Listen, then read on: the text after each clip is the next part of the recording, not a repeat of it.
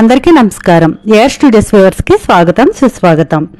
ఈ మధ్య కొత్తగా ప్రవేశపెట్టిన క్రిమినల్ చట్టాల్లో బిఎంఎస్ లో మన మహిళలకి బాలికలకి ఏ విధంగా ఉపయోగకరంగా ఉన్నాయో పార్ట్ 1 వీడియోలో హైకోర్టు అడ్వకేట్ అయిన కె సాంబమూర్తి గారు మనకు కొద్దిగా తెలియజేశారు. ఇప్పుడు ఈ పార్ట్ 2 వీడియోలో మరికొంత సమాచారాన్ని మనం తెలుసుకుందాం. అలాగే పార్ట్ 1 వీడియో అనేది ఎవరైనా చూడని వారు ఉంటే ఆ వీడియో చూస్తే మీకు ఈ పార్ట్ 2 వీడియో అనేది క్లియర్ గా అర్థమవుతుంది. నమస్కారం అండి. ఇప్పుడు మీరు చెప్పారు కదా, అమ్మాయిలకు ప్రామిస్ చేసి మోసం చేస్తే 10 years వరకు వాళ్ళకి పనిష్మెంట్ అనేది ఉంటుందని. ఇంకా వేరే ప్రాబ్లమ్స్ ఏ విధంగా వాళ్ళకి పనిష్మెంట్స్ ఉంటాయి అబ్బాయిలకి? ఇప్పుడు ఇంకొక సెక్షన్ ఉంది మేడం, 73 అనే ఒక సెక్షన్ ఉంది. ఆ 73 సెక్షన్ లో కోర్టులో జరిగేటువంటి ప్రొసీడింగ్స్, ట్రయల్ కోర్టులో జరిగే ప్రొసీడింగ్స్ ని ఎవరు కూడా సోషల్ మీడియాలో కానీ పబ్లిష్ చేయడం కానీ ప్రింటింగ్ చేయడం కానీ జరిగితే శిక్ష ఉంది. అందులో ఎస్పెషల్లీ విక్టిమ్ ఎవరైతే మహిళలు ఉన్నారో ఆ విక్టిమ్స్ పేర్లు చెప్పకూడదు. మనకు ముందు సిఆర్పిసి లో కూడా ఐపీసీ వాటిలో కూడా ఉంది, అయినా సరే వాళ్ళ నేమ్స్ బయటికి తెలపకూడదు. సో వాళ్ళ పేర్లు కానీ ఐడెంటిటీ కానీ చెప్పకూడదు. అంతేకాకుండా 95 సెక్షన్ ఉంది. చిల్డ్రన్ ని, ముఖ్యంగా చిల్డ్రన్ ని, చిన్నపిల్లలు, అంటే ఇక్కడ మనకి ఈ సెక్షన్ లో ఏం చెప్పారంటే, అంతకుముందు మైనర్స్ అనేవాళ్ళు 366A ఐపీసీ ప్రకారం మైనర్ గర్ల్ అనేవాళ్ళు. ఇప్పుడు మైనర్ అనే దాన్ని తీసేశారు. సెక్షన్ 2 లో మైనర్ తీసేసి చైల్డ్ అని పెట్టారన్నమాట. చైల్డ్ అంటే చిన్న పాప, చిన్న బిడ్డ, చిన్న బాలుడు. అంటే ఫిమేల్ అయితే మేల్ చైల్డ్ అయితే మేల్ చైల్డ్ అంటారు, అబ్బాయి అయితే మేల్ చైల్డ్, అమ్మాయి అయితే ఫిమేల్ చైల్డ్ అంటారు. అంటే 18 years, anybody below the age of 18 years, 18 సంవత్సరాల లోపల ఉండే వాళ్ళందరూ కూడా, అంతవరకు మనం ముందు మైనర్స్ అన్నాము, ఇప్పుడు వాళ్ళంతా చిల్డ్రన్, చైల్డ్ అంటున్నాం అన్నమాట. చైల్డ్ అంటే ఎందుకంటే సమాజంలో కూడా చాలా మందికి అరే చిన్న పాపరా, చిన్న బిడ్డ అనేటువంటి ఆలోచన వాళ్ళ మనసులో కలుగుతుంది, చిన్న బాబు అనే ఆలోచన వాళ్ళకి కలుగుతుంది. కాబట్టి కనీసము ఆ క్రైమ్ చేయడానికి చాలా మంది వెనక్కి వెళ్తారు చేయకుండా అనేటువంటి అభిప్రాయం కూడా సైకలాజికల్ గా కూడా వాళ్ళ మీద ప్రభావం చూపే విధంగా చైల్డ్ అనేటువంటి పేరు పెట్టడం జరిగింది. అంతేకాకుండా సెక్షన్ 86 మీకు ఆల్రెడీ చెప్పారు, క్రూయల్టీ అనేది ఏందో డిఫైన్ చేశారు. అట్లాగే మీరు నేరాలకు సంబంధించిన శిక్షలు అడిగారు. ఇంతకుముందు రేప్ చేస్తే, ఉమెన్ రేప్ గురైతే ఒక రకమైన శిక్ష ఉండేది, ఇప్పుడు పెంచారు దాన్ని కూడా. అట్లాగే 70 సెక్షన్ ఉంది బిఎన్ఎస్ లో. 70 సబ్సెక్షన్ 2 లో ఏం చెప్తారంటే, డెత్ పనిష్మెంట్, సీదా డెత్ పనిష్మెంట్ అంటే లైఫ్ ఇంప్రిజన్మెంట్ అని కూడా ఇచ్చారన్నమాట. మైనర్స్ ని ఎవరైనా సరే 70 సెక్షన్ సబ్సెక్షన్ 2 లో మైనర్ కలిగిన గ్యాంగ్ రేప్ గురైతే అటువంటి పరిస్థితుల్లో వాళ్ళ కామన్ ఇంటెన్షన్ ద్వారా నలుగురు కానీ, ముగ్గురు కానీ, ఇద్దరు కానీ ఎంతమంది పార్టిసిపేట్ చేస్తుంటే అంతమందికి ఆ యొక్క మైనర్ గర్ల్ గన రేప్ చేస్తే వాళ్ళకి లైఫ్ ఇంప్రిజన్మెంట్ లేదా డెత్ పనిష్మెంట్ అనేది ఇచ్చారు. ఇక్కడ లైఫ్ ఇంప్రిజన్మెంట్ అంటే మీకు చెప్పాలి ఒకటి, అంతకుముందు లైఫ్ ఇంప్రిజన్మెంట్ అంటే 14 years, పగలు 7 years, నైట్ 7 years కలిపి 14 years అట్లా అనేవాళ్ళు. అది కాదు. ఇప్పుడు లైఫ్ ఇంప్రిజన్మెంట్ అంటే మనకు సెక్షన్ 4 లో చెప్పారు. సెక్షన్ 4 లో పనిష్మెంట్స్ లో చెప్పారు. లైఫ్ ఇంప్రిజన్మెంట్ అంటే టిల్ హీస్ న్యాచురల్ లైఫ్, అంటే తన జీవిత కాలం అంతా కూడా జైల్లో ఉండవలసిందే, చనిపోయేంత వరకు, టిల్ హీస్ లాస్ట్ బ్రెత్, ఊపిరి ఉన్నంత వరకు జైల్లోనే. అదే లైఫ్ ఇంప్రిజన్మెంట్ అంటే. చనిపోయిన తర్వాత ఆ బాడీని బంధువులకు అప్పగిస్తారు. బంధువులు ఎవరు లేకపోతే జైలు అధికారులే ఖననం చేస్తారు. సో ఆ స్టేజ్ వరకు తెచ్చుకుంటారు. లేదంటే death punishment. So life imprisonment ఆ డెత్ పనిష్మెంట్. ఎవరైనా చిన్న పిల్లల్ని అంటే 18 సంవత్సరాల లోపల ఉండేటువంటి వాళ్ళని గ్యాంగ్ రేప్ వాళ్ళు గురి చేస్తే వాళ్ళకు పడే శిక్ష ఇది. సో డెఫినెట్ గా గ్యాంగ్ రేప్ చేయడానికి వెనుకాడతారు. అంతేకాదు రేపు కూడా అంతకుముందు ఉన్నటువంటి శిక్ష కూడా పెంచారు. చాలా వరకు ఇందులో పనిష్మెంట్ విధంగా చూసుకున్నట్లయితే 33 అఫెన్సెస్లలో పనిష్మెంట్ ని ఇంక్రీజ్ చేశారు. పెనాల్టీ అంటే కాంపెన్సేషన్, పెనాల్టీ ఫైన్ కూడా 83 అఫెన్సెస్ లో పెనాల్టీ కూడా పెంచారు. అంతేకాదు కొత్త minimum mandatory punishment, minimum punishment ఇది ఉండాలి వీళ్ళకి అనేటువంటి మినిమం పనిష్మెంట్ కూడా 23 అఫెన్సెస్ లో 23 పనిష్మెంట్లు అఫెన్సెస్ లో చెప్పారు. అందులో మనకి 111 అని ఉంది. 11 సెక్షన్ 111 అంటే ఆర్గనైజ్డ్ క్రైమ్ అని తర్వాత 112 పెట్టి ఆర్గనైజ్డ్ క్రైమ్ అని, తర్వాత టెర్రరిస్ట్ యాక్ట్ అనేది కూడా 113 సెక్షన్ లో వస్తుంది. ఈ 3 కొత్త సెక్షన్లు ఇంతకుముందు ఐపీసీ లో లేవు. అయితే ఒక సెక్షన్ ఉండేది 124A అని ఐపీసీ లో ఉంది. ఆ ఐపీసీ లో 124A అంటే సెడిషన్ అంటే రాజద్రోహము. సో రాజద్రోహాన్ని రిపీల్ చేశారు, అంటే తీసేశారు. బిఎన్ఎస్ లో రాజద్రోహం అనేది కేసు కాదు. రాజద్రోహం అంటే you can criticise the policies programmes of the government మీరు విమర్శించవచ్చు. మీ పాలసీ బాగోలేదు, ఇది బాగుంది అని చెప్పొచ్చు మీ అభిప్రాయాన్ని. మీకు రైట్ టు ఫ్రీడమ్ ఉంది అక్కడ. సో గవర్నమెంట్ పాలసీస్ ని మీరు విమర్శించవచ్చు.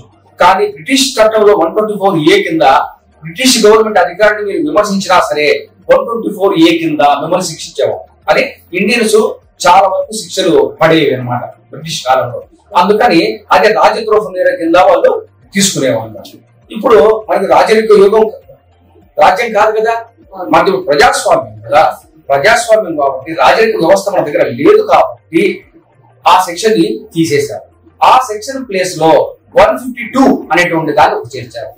దాన్ని ఏమంటారంటే act endangering sovereignty, unity, integrity, security of the country. ఎవరైతే ఈ 152 సెక్షన్ ప్రకారం దీన్ని దేశద్రోహం అన్నారు. దేశద్రోహము ఎవరైనా సరే యూనిటీ, ఐక్యతను, సమగ్రతను, రక్షణ వ్యవస్థని, లేకపోతే దేశానికి ఉన్నటువంటి సార్వభౌమాధికారాన్ని త్యాగం చేయాలి, దానికి విరుద్ధంగా వెళ్ళాలి అనుకుంటే ఈ శిక్షను అప్లికబుల్ అవుతుంది.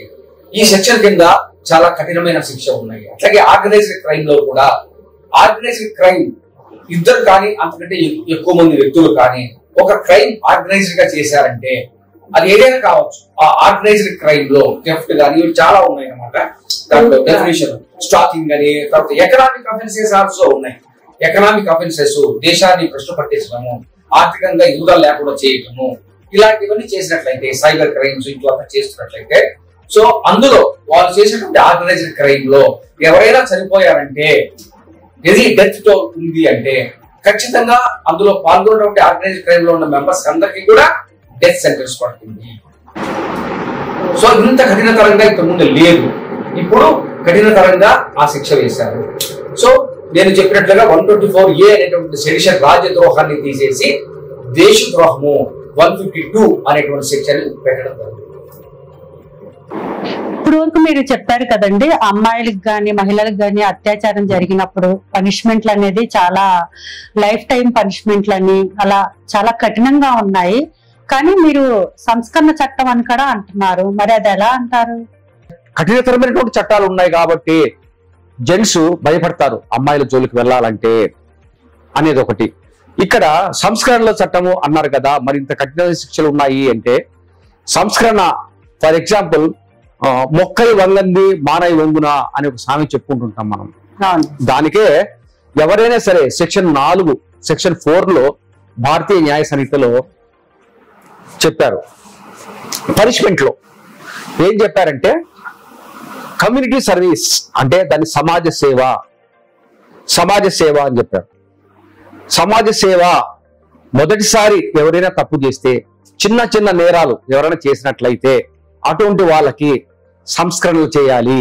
ఎటువంటి సంస్కరణ అంటే వాళ్ళకి సమాజ సేవ చేసేటువంటి అవకాశం ఇవ్వాలి. అదే పనిష్మెంట్ అన్నమాట వాళ్ళకి. అంటే మొదటిసారి జైలుకు పంపించకుండా వాళ్ళకి, అయ్యా నువ్వు ఈ తప్పు చేశావు, ఇది చిన్న తప్పుగా మొదటిసారిగా మేము క్షమించి వదిలేస్తున్నాము, అయితే దీనికి తగ్గట్టుగా నువ్వు సమాజ సేవ చెయ్యి అని ఆ వ్యక్తులకి సమాజ సేవను ఇవ్వచ్చు. దాని ద్వారా వీళ్ళ సేవ ఏమైనా కావచ్చు, అది కోర్టు డిస్క్రిప్షన్ పై ఆధారపడి ఉంటుంది. అయితే సెక్షన్ 4లో దీని డెఫినేషన్ ఇవ్వలేదన్నమాట. బిఎన్ఎస్ లో భారతీయ న్యాయ సంహితలో first class magistrate, second class magistrate వాళ్ళు ఈ కమ్యూనిటీ సర్వీస్ సమాజ సేవ అనేటువంటి దాన్ని ఒక శిక్ష కింద పరిగణించి వేయడం జరుగుతుంది అనమాట.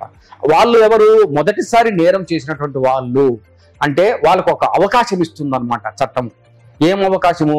ఈ నేరానికి, చిన్న నేరానికే నువ్వు ఈ సమాజ సేవ చేయవలసి వస్తుంది కదా, కాబట్టి నువ్వు పెద్ద నేరం చేస్తే జాగ్రత్త సుమి, నువ్వు పెద్ద శిక్షలు ఉంటాయి అని నిన్ను నువ్వు మార్చుకో, నిన్ను నువ్వు ట్రాన్స్ఫార్మ్ యువర్ సెల్ఫ్, నువ్వు చేంజ్ కా.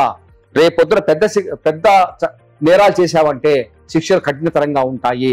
ఇది చిన్న నేరం కాబట్టి నీకు సమాజ సేవతో వదిలిపెడుతున్నాము. సమాజ సేవ అంటే మీరు అడగచ్చు, ఎటువంటి సమాజ సేవ చేయాలి అంటే ఓల్డేజ్ హోమ్ లో సర్వీస్ చేయండి, సేవ చేయండి, లేక ఆర్ఫనేజ్ హోమ్ లోకి వెళ్ళి సేవ చేయండి బాల బాలికలకి, లేకపోతే ఓల్డేజ్ హోము ఇలాంటి చోటుకి వెళ్ళి సేవ చేయండి, లేదా ట్రాఫిక్ నియంత్రణ చేయండి.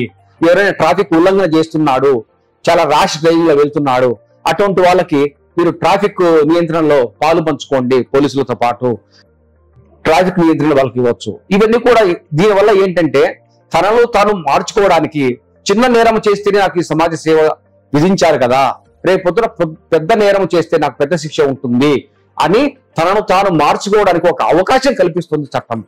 అది ఇంతకుముందు లేదు, కానీ ఇంతకుముందు వేరే చట్టాలలో ఉంది. కానీ మనకి ఇక్కడ మెయిన్ గా కమ్యూనిటీ సర్వీస్ ఎందుకు పెట్టారంటే ఈ నేర ప్రవృత్తి ఉన్నటువంటి వాళ్ళు అక్కడే ఆగిపోతారు. చిన్న నేరంతోనే ఆగిపోయే విధంగా సమాజ సేవ చేస్తే వారు పెద్ద నేరం చేసేదానికి ఇంకా వెనుకాడతారు అనేటువంటి దృక్పథం ఒకటి. దానివల్ల వీళ్ళను మార్చుకునే అవకాశం కూడా ప్రభుత్వం ఈ చట్టం ద్వారా ఇస్తోంది ఒకటి. రెండవది, వీళ్ళ సేవ ద్వారా సమాజం బాగుపడుతుంది, అంటే సమాజానికి ఇతోధికంగా అంతో ఇంతో సేవ లభిస్తుంది వీళ్ళ ద్వారా, అదొకటి. మూడవది, వీళ్ళు సమాజ సేవ చేసినందుకు గాను ఎటువంటి రెమ్యూనరేషన్ వాళ్ళకి ఇవ్వడం జరగదు అనమాట. ఎటువంటి జీతభత్యాలు వాళ్ళకు ఉండవు. ఎందుకంటే సమాజ సేవ అనేది ఒక శిక్ష రూపంగా ఇస్తున్నారు కాబట్టి, వాళ్ళకి ఎటువంటి రెమ్యూనరేషన్, వేతనం అనేది సమాజ సేవకు ఉండదు. ఇంకొకటి, ప్రతి ఒక్కరూ ఈ విధంగా చిన్న చిన్న నేరాలు చేసి జైలుకి వెళ్తుంటే జైళ్ళన్నీ కంప్లీట్ గా నిండిపోతున్నాయి. దానివల్ల ఆ యొక్క బడ్డను కూడా తగ్గించడం అనేది కూడా ఒక ఉద్దేశము. సో ఇటువంటి ఈ 4 ప్రయోజనాలు ఉన్నాయి. తనను తాను మార్చుకోవడానికి అవకాశం ఇవ్వడము, ఆ చిన్న నేరం చేసిన వాడికి వాళ్ళు చేసేటువంటి సమాజ సేవ వల్ల సమాజానికి అంతో ఇంతో ఉపయోగం, మేలు జరుగుతుంది, అదొకటి. తర్వాత వాడు చేసినట్టు సమాజ సేవకి గవర్నమెంట్ ఎటువంటి జీతభత్యాలు వాడికి ఇవ్వదు, నో రెమ్యూనరేషన్ అట్ ఆల్, అది పనిష్మెంట్ కాబట్టి ఎటువంటిది ఇవ్వదు. ఇంకొకటి, 4వది ఏంటి, చిన్న నేరాన్ని కూడా జైల్లో పంపిస్తూ ఉంటే సో జైలు కూడా పూర్తిగా నిండిపోతాయి. ఇప్పటికే జైలు ఆల్రెడీ పూర్తిగా నిండిపోయి ఉన్నాయి అనేటువంటి ఉద్దేశంతో కమ్యూనిటీ సర్వీస్ అనేది ఒకటి పెట్టారు. సో ఎవరైనా చిల్లర గదులు చేస్తున్నట్టే చిల్లరతరంగా అమ్మాయిలు ఏడిపించటము దారిలో, అలాంటి వాళ్ళు కంప్లైంట్ చేస్తే వాడు సమాజ సేవ ఇస్తారు. ఇందాక మనం మాట్లాడుకున్నాం కదండి, అమ్మాయిలు బయటకు రాలేక, మహిళలు ఏంటి బయటికి రాలేనప్పుడు మెయిల్ ద్వారా గాని ఫోన్ ద్వారా గాని వాళ్ళ ప్రాబ్లమ్స్ ని చెప్పుకోవచ్చు అని. కానీ అది సీక్రెట్ గా ఉంచబడుతుందా? మరి ఏ విధంగా ఉంటుంది? అది సీక్రెట్ గా గోప్యంగా ఉంచుతారు. ఎందుకంటే అమ్మాయిలు ఇంతకు ముందులాగా ఇప్పుడు ధైర్యంగా బయటికి వెళ్ళి చెప్పలేకుండా ఉన్నారు అనేటువంటి ఉద్దేశంతోనే వాళ్ళకు జరిగేటువంటి నేరాలు ఏవైనా సరే కొన్ని బయట చెప్పుకోలేరు. ఇంట్లో తల్లిదండ్రులు కూడా చెప్పుకోలేనటువంటివి బయట జరుగుతూ ఉంటాయి. పోకిరీలు వెంటబడుతుంటారు, ఏడ్పిస్తుంటారు. సో ఇలాంటివి జరుగుతుంటాయి, చెప్పుకోలేరు. అందువల్ల ఎందుకు పోలీసులకి ఈ చట్టాల ద్వారా ఎక్కువ అధికారాలు ఇవ్వడం జరిగింది. అండర్ క్రైమ్ కంట్రోల్ మోడల్ అనేటువంటి మోడల్ కింద మనం వేరే బిఎన్ఎస్ఎస్ లో చెప్పుకోవచ్చు. దాని గురించి పోలీసులకు ఎక్కువ పవర్స్ ఇవ్వడం జరిగింది. అంతే పవర్సే కాదు, వాళ్ళకి బాధ్యతలు కూడా ఉన్నాయి, రెస్పాన్సిబిలిటీ కూడా ఇవ్వడం జరిగింది. అయితే వీళ్ళు సీక్రెట్ గా ఉంచుతారంటే ఖచ్చితంగా ఉంచాలి. 73 మనం ఇందాక మనం ముచ్చరించుకున్నాం దాని గురించి. సెక్షన్ 73 ప్రకారం ఏదైనా సరే కోర్టులో ఉన్నటువంటి మ్యాటర్ బయట లీక్ కాకూడదు, ట్రయల్ మ్యాటర్స్ ఏవి బయట కాకూడదు, సోషల్ మీడియాలో రాకూడదు, తర్వాత పబ్లిష్ కాకూడదు, ప్రింటింగ్ కాకూడదు అని. అట్లాగే ఎవరికైతే పోలీసులకైతే ఇన్ఫర్మేషన్ ఇచ్చారో దాన్ని వాళ్ళు సీక్రెట్ గా పెట్టాలి. పెట్టి వాళ్ళు దానిపైన ఒక ఇన్వెస్టిగేషన్ చేస్తారు. ప్రైమా ఫాసీ ఉందా ఈ కేసులో లేదా, ఒక అమ్మాయి తనకి అన్యాయం జరిగింది అని ఫోన్ చేసి చెప్పిందంటే, ఎవరన్నా సరే ఒక పోగిరి తన వెంట పడ్డాడు, లేక అటెంప్ట్ టు మర్డర్ కానీ లేక అటెంప్ట్ టు రేప్ అని కానీ జరిగింది, అలాంటప్పుడు తాను ఈమెయిల్ ద్వారా కానీ పోలీసులకి ఫోన్ ద్వారా కానీ తన వాట్సాప్ ద్వారా నుంచి కూడా పంపించవచ్చు. అట్లా పంపించినప్పుడు ఏంటంటే తను పోలీసుల దగ్గరికి వెళ్ళాల్సిన అవసరం లేదు, పోలీస్ స్టేషన్కి వెళ్ళాల్సిన అవసరం లేకుండా. అంతేకాకుండా 0 FIR అన్నమాట. 0 FIR అంటే 0 అనే పదం అందులో లేదు. కాకపోతే ఎక్కడైనా సరే వాటిని ఈమెయిల్ ద్వారా కానీ మొబైల్ ద్వారా కానీ పంపించవచ్చు అన్నమాట. ఢిల్లీలో ఒక అమ్మాయి ఉంది, ఆ ఢిల్లీలో అమ్మాయికి జరిగింది, హైదరాబాద్ లో ఉన్న ఢిల్లీకి వెళ్ళింది, ఢిల్లీలో తనకి ఎవరో జరిగింది.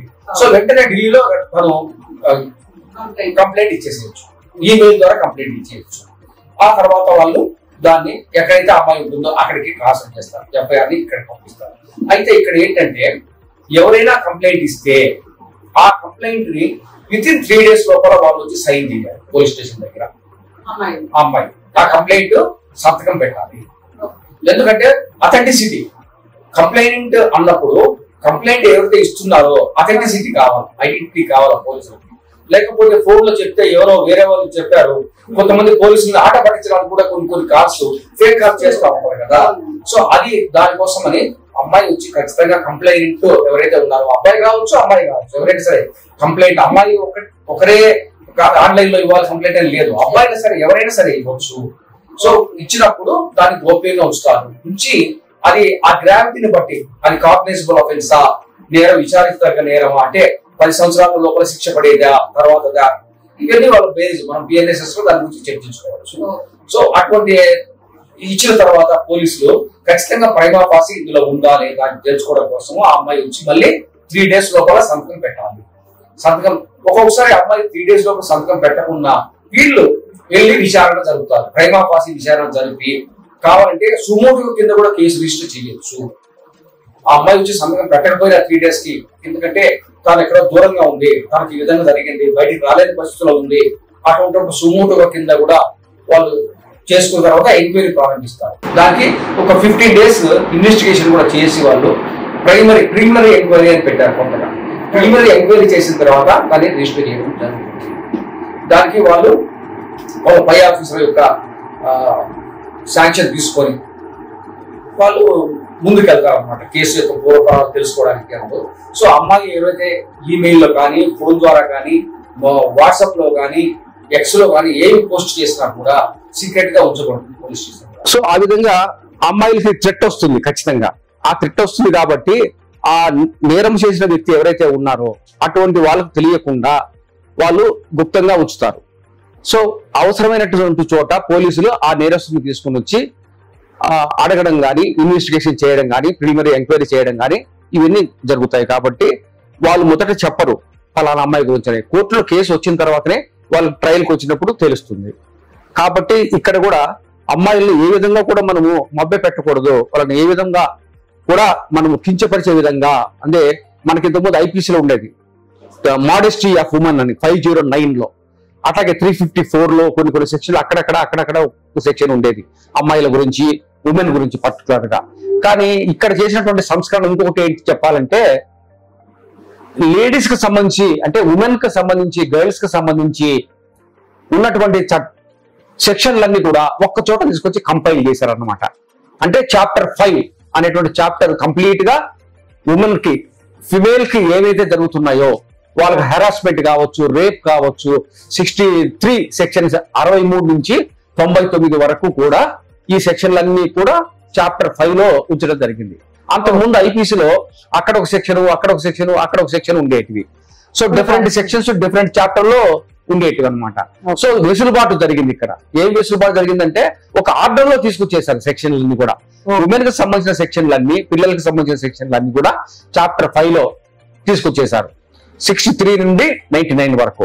99 లో కూడా ఎవరైనా సరే అమ్మాయిని ప్రాస్టిట్యూషన్ కోసము 98, 99 ప్రకారం ప్రాస్టిట్యూషన్ కోసం selling and buying child for prostitution or pornography, అటువంటి లైంగిక క్రియలకి ఫోర్నోగ్రఫీ తీసేటువంటి పరిస్థితి వచ్చినప్పుడు కూడా వాళ్ళు వ్యభిచారులుగా చిత్రీకరించి వ్యభిచారులుగా మార్చడానికి కూడా వాళ్ళు గన పాలుద్ద పడితే, సో అటువంటి వాళ్ళు కూడా శిక్షలు చాలా కఠినతరంగా, ముందు 10 సంవత్సరాల వరకు శిక్ష, 14 సంవత్సరాల శిక్ష కూడా పెంచారన్నమాట.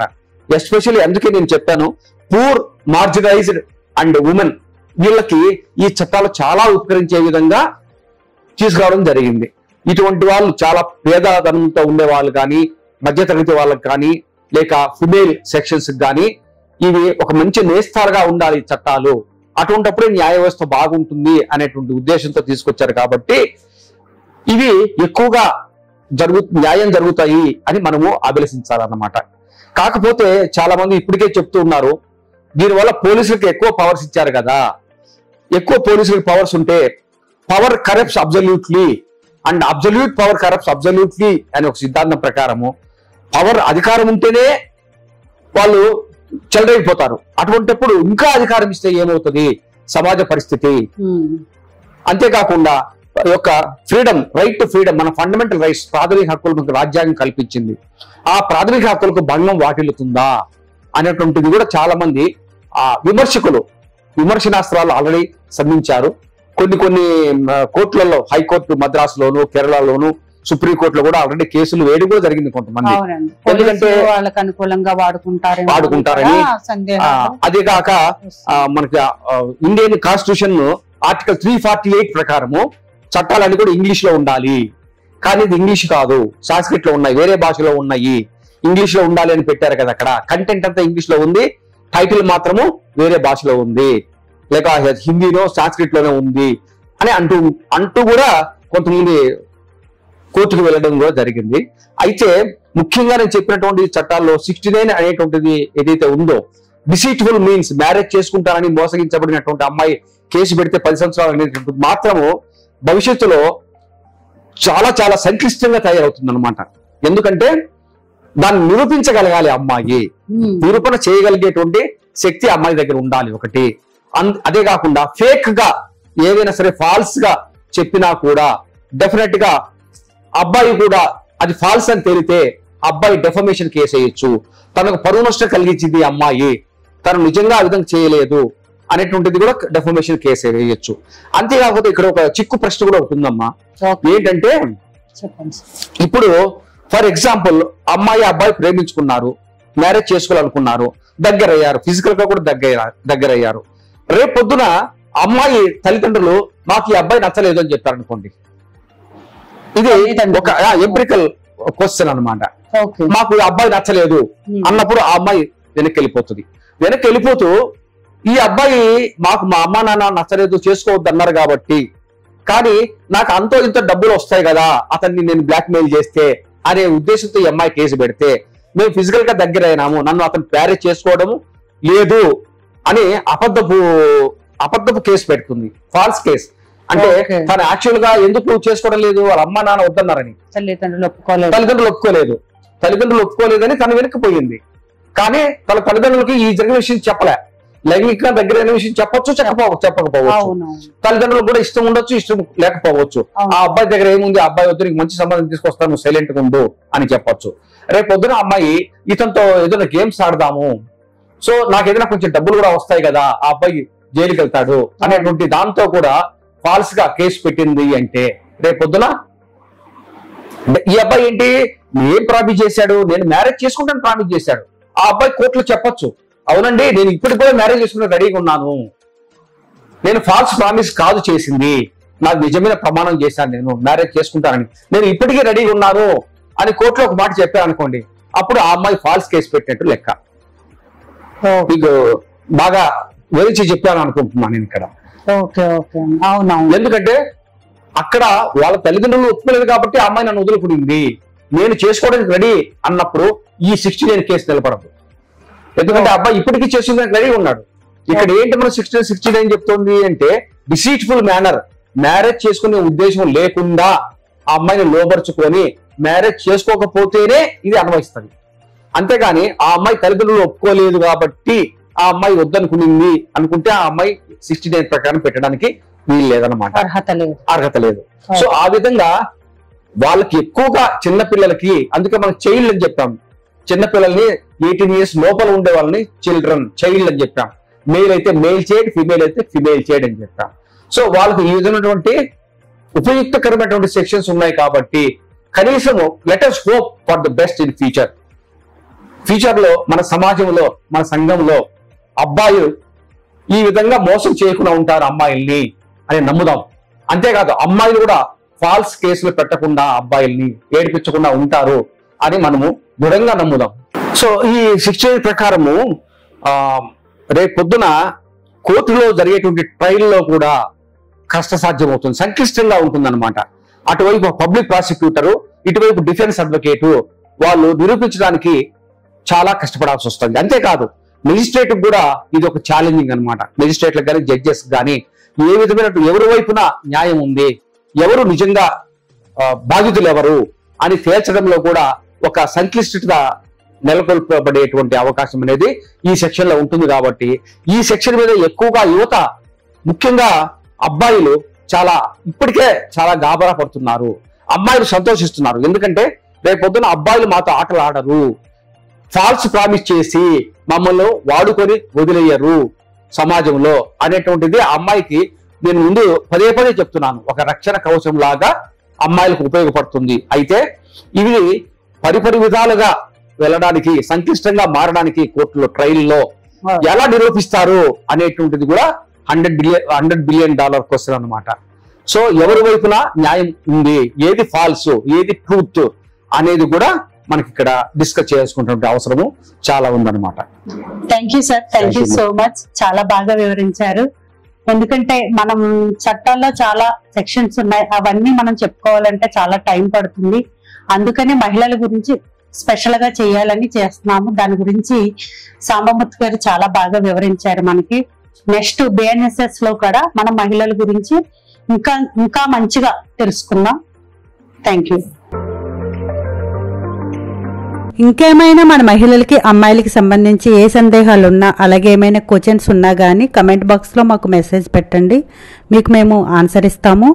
లేదా మీ నెంబర్ పెట్టండి, మేము కాల్ చేసి మీ సందేహాలు క్లియర్ చేస్తాము.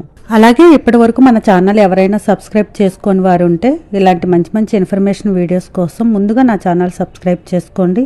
అలాగే లైక్, కమెంట్ మాత్రం మర్చిపోవద్దండి.